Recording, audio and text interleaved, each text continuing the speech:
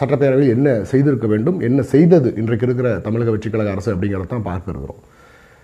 பொதுவாக சட்டப்பேரவை கூட்டத்தொடர் என்பது மிக முக்கியம் வாய்ந்த ஒரு கூட்டத்தொடர். என்னவென்றால் தமிழ்நாட்டிற்கு தேவையான நலத்திட்டங்கள், தமிழ்நாடு மக்கள் இன்றைக்கு எந்த நிலையில் இருக்கிறார்கள், அவர்களுக்கு என்ன தேவை இருக்கிறது, இது போன்ற தமிழ் மக்களுக்கான நலத்திட்டங்களை முழுவதுமாக செய்யக்கூடிய, விவாதிக்கக்கூடிய, எது சரி எது தவறு என்று விவாதித்து முடிவெடுக்கக்கூடிய ஒரு அற்புதமான இடம்தான் சட்டப்பேரவை.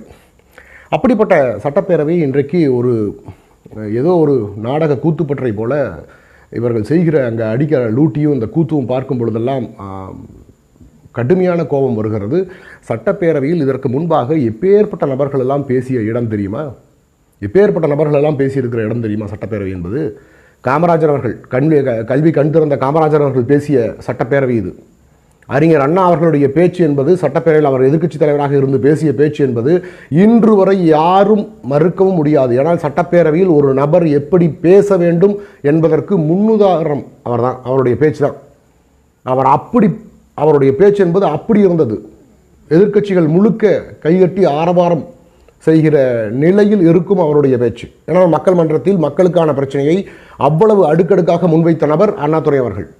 அதன் பின்பு பக்தவச்சலம் அவர்கள் பேசியிருக்கிறார்கள். ஐயா படையாட்சி அவர்கள் மிகச்சிறப்பாக செயலாற்றி இருக்கிறார்கள். சட்டப்பேரவையில் மக்களுக்கான குரலாக, விவசாயிகளுக்கான குரலாக ஒலித்திருக்கிறார்கள்.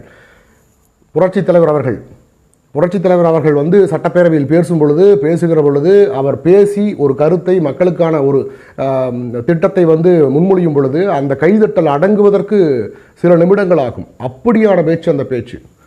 சிங்க பெண்மணி நம்முடைய அம்மா அவர்கள் சட்டப்பேரவையில் என்னெல்லாம் நடந்ததுன்னு உங்களுக்கு தெரியும். சட்டப்பேரவையில் அவர்கள் அழைக்க வைக்கப்பட்டு ஒரு பெண் என்று கூட பாராமல் தன்னுடைய ஆடைகள் முழுவதும் களைந்து முடியை பிடிச்சு இழுத்து, ஆடைகளை பிடிச்செல்லாம் இழுத்து ரொம்ப அவ்வளவு மானபங்கம் செய்தார்கள். உண்மையாக அதுதான் சரியான வார்த்தையாக கூட இருக்கும்.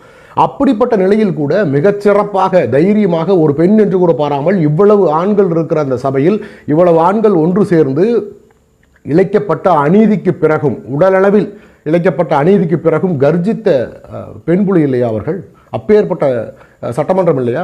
நம்முடைய ஒரு எளிய மகன், ஒரு சட்டப்பேரவையில் சாதாரண ஒரு விவசாயி, ஒரு எளிய மகன் இந்த சட்டப்பேரவையில் எப்படி உரையாற்ற வேண்டும், சட்டப்பேரவை என்பது மக்களுக்காக எப்படி செயல்பட வேண்டும் என்று எடுத்துக்காட்டாக விளங்கியவர் நமது முன்னாள் முதல்வரும் இன்றைக்கு இருக்கிற அனைத்து இந்திய அண்ணா திராவிட முன்னேற்றக் கழகத்தின் பொதுச் செயலாளருமாகிய புரட்சி தமிழர் எடப்பாடியார் அவர்கள் செய்து காட்டினார்கள்.